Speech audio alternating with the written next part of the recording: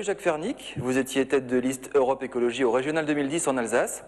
Daniel Cohn-Bendit a lancé ce matin ce que tout le monde appelle déjà l'appel du 22 mars. L'idée serait de lancer une grande coopérative politique des forces écologiques.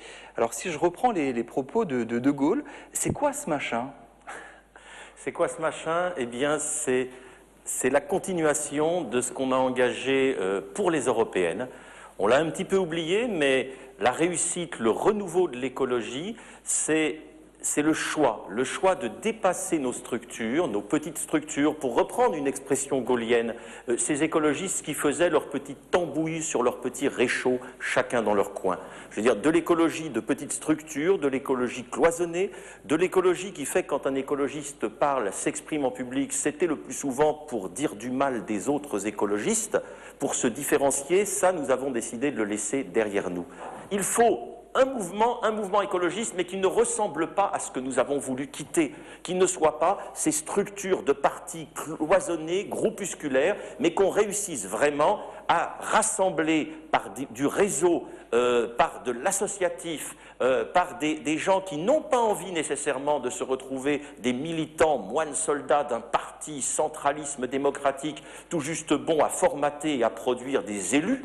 Il faut quelque chose qui soit inédit, qu'il soit nouveau, qui soit un petit peu à l'image ce que l'appel du 22 mars, je ne veux pas parler de celui-ci, mais du précédent, celui de 1968, a réussi à booster, à engager, à bousculer dans la société française, c'est-à-dire l'envie de renouveau, une formidable envie de libération, une formidable envie de bousculer des vieilles structures.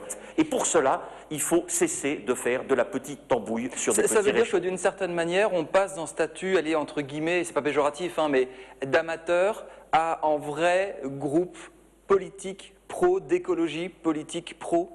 Oui, mais pas réservé à des professionnels. Et c'est ça la difficulté, c'est qu'il faut effectivement réussir à rassembler, réussir à motiver, à réussir à assembler, à fédérer cette formidable énergie. On a des gens, mais nombreux, des bonnes volontés qui, dans ces campagnes, des régionales, des européennes, ont envie de s'y mettre, ont envie de participer, ont envie de fabriquer de la citoyenneté et de l'invention politique, mais n'ont pas envie de ces vieilles formules de militants politiques classiques. Mais ça veut dire que les Verts, ça marche plus? Ça veut dire que les Verts qui ont dit qu'ils décidaient d'à peu près de tout dans cette campagne, ce n'était pas bien?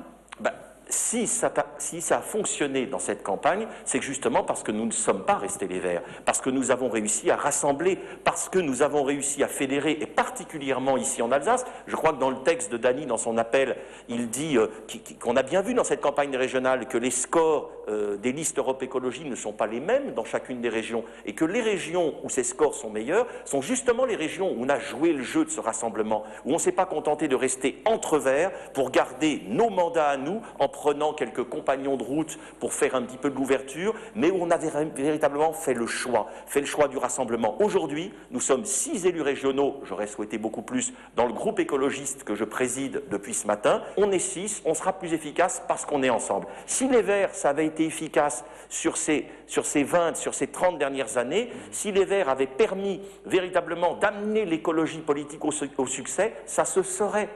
Donc, nouveau parti? Donc, nouvelle formule qui est un mélange de partis, de réseaux, de coopératives, ce que les uns et les autres essayent dans le champ de la transformation sociale et écologique d'inventer d'une certaine façon depuis 1968, et ce sur quoi on capote, mais je crois que maintenant, et nous l'avons vu, la réussite d'Europe Écologie, c'est d'avoir montré que c'est cette voie-là, que c'est ce chemin, que c'est cette perspective qui est la bonne et qui est attendue par nos concitoyens. Il risque d'y avoir un remaniement au gouvernement. Certaines rumeurs mettent en avant le fait que Jean-Marie Bockel pourrait sortir du gouvernement. Il pourrait payer pour les pots cassés à Mulhouse. Jacques Bigot est arrivé très largement en tête dimanche au second tour. Jean-Marie Bockel sorti du gouvernement, comment vous réagissez ? Il est clair que les résultats sont sans appel. La gauche moderne n'est qu'une formule, elle n'a pas de réalité électorale, de réalité militante, je ne le sais pas, je n'ai pas véritablement rencontré au cours de cette campagne de militants gauche moderne portant leur message sur les marchés, sur le terrain. Donc c'est une formule voulue en quelque sorte téléguidée par Sarkozy pour sa logique d'ouverture. Il est clair que la vie politique, c'est aussi des choix qui engagent. Jean-Marie Bockel a fait un choix pour avoir un strapontin ministériel. Alors je ne sais pas ce qu'il adviendra de lui dans ce possible remaniement, mais je crois aussi qu'il faut accepter quand il y a des échecs et assumer. La difficulté aussi dans notre culture politique française, c'est qu'on a l'impression de politiques qui sont persuadés qu'ils le sont à perpétuité et que les places qu'ils occupent sont à eux et qu'ils les gardent. Jacques Fernique, merci beaucoup d'être passé sous le grill.